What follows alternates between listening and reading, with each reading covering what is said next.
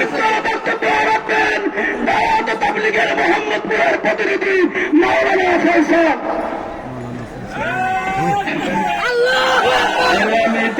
জনতা, আপনারা জানেন বাংলাদেশে দাওয়াতে তাবলীগের কাজে উলামায়ে কেরামের রাহনুমাই এটা সবসময় ছিল, আছে, ভবিষ্যতেও থাকবে। যদি কারো উলামায়ে কেরামের রাহনুমাই, উলামায়ে কেরামের পথ প্রদর্শক হিসাবে যদি উলামায়ে কেরামকে মানতে না চায়, তাহলে এদেশে তাদের থাকার কোনো অধিকার নাই। দাওয়াতে তাবলীগ এই মার্কা মসজিদগুলো পবিত্র করছে, উলামায়ে কেরামের নেতৃত্বে জনগণের ঈমান আমলের হেফাজত করছে, মানুষকে দ্বীনের পথে রাখছে। যখন প্রয়োজন হয় তখন মসজিদের ভিতরে যে সমস্ত নাপাক মানুষ, খুনি এবং যারা ঈমান আকীদাকে ধ্বংস করার পায়তারা করে, তখন উলামায়ে কেরাম জনগণকে সামনে নিয়ে রাজপথে নামে আর তাদেরকে পরিষ্কার করে এদেশ থেকে তাড়িয়ে দেয়। অতীতের ইতিহাস তাই বলে। যারা দেশকে পবিত্র করে পালিয়ে গিয়েছে দিল্লিতে, আজকে ঈমানকে ধ্বংস করার পায়তারা যারা করছে, তাদেরকে বলছি, সরকারকে বলছি, অনতিবিলম্বে এদেরকে দিল্লি পাঠান, না হলে জনগণ আমরা তাদেরকে দিল্লি পাঠিয়ে দেব, দিল্লি পাঠিয়ে দেব। সংগ্রামে বিক্ষুব্ধ জনতা এ পর্যায়ে গুরুত্বপূর্ণ বক্তব্য রাখবেন বিশিষ্ট তরুণ আলেম মাওলানা আফসার মাহমুদ। নাহমাদুহু ওয়া নুসাল্লি আলা রাসূলিহিল কারীম। সংগ্রামী সাথী বন্ধুগণ, আমরা বিগত পতিত সরকারের আমলে 2013 সালে শাপলা চত্বরে ধুমন্ত ইবাদতরত মুসল্লিদেরকে যেভাবে হত্যা করতে দেখেছি, ঠিক একই কায়দায় পতিত সরকারের দেশের সাতপন্থীরা টঙ্গী ইজতেমার ময়দানে আমাদের সাথী ভাইদেরকে হত্যা করেছে। তারা এই হত্যাকাণ্ডের মাধ্যমে এদেশে দাওয়াত তাবলীগের কাজ করার নৈতিক অধিকার হারিয়েছে। তারা খুনি, তারা হত্যাকারী, তারা কোনোভাবে দাওয়াত তাবলীগের সাথে হতে পারে না।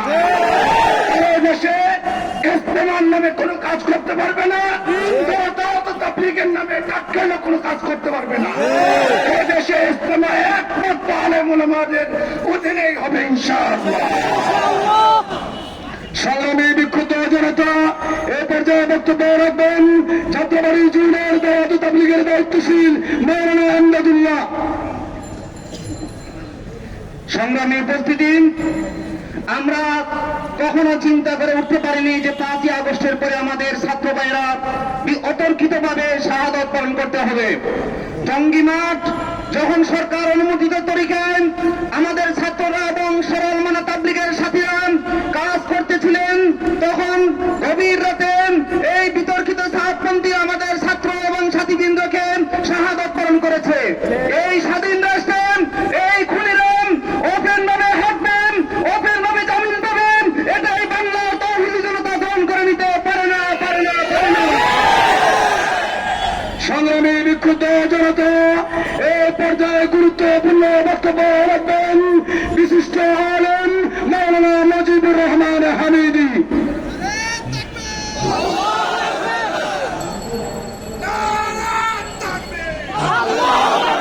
বিসমিল্লাহির রহমানির রহিম। প্রিয় ধর্মপ্রাণ জনতা, আমি আপনাদেরকে জিজ্ঞাসা করতে চাই, কারোর বাড়িতে ডাকাত ঢুকেছে মাল সম্পদ লুণ্ঠন করার জন্য, এখন কি ডাকাতের সাথে আপোষ করা হবে নাকি তাকে প্রতিহত করা হবে?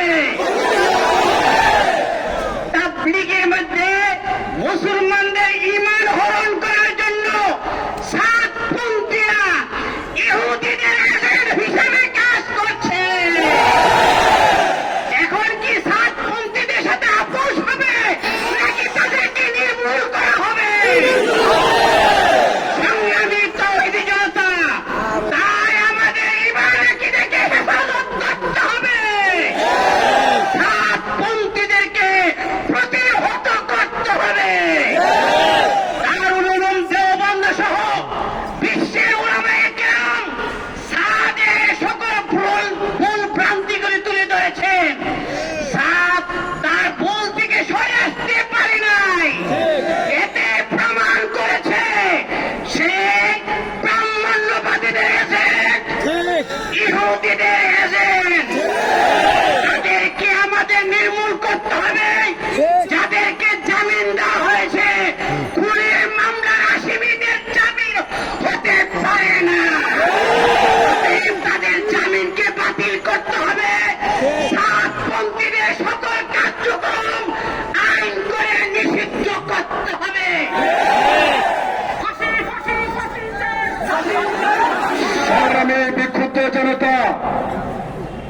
আপনারা শান্তিপূর্ণভাবে, আমরা সবসময় ওলামায়ে কেরাম শান্তির পক্ষে, যারা শান্তি করে বিগত ফাঁসির সরকার ঘুমন্ত ওলামায়ে কেরামের উপরে পাশে শাপলা চত্বরে হামলা করেছিল, তাদের দোষরা সেই সাতপন্থী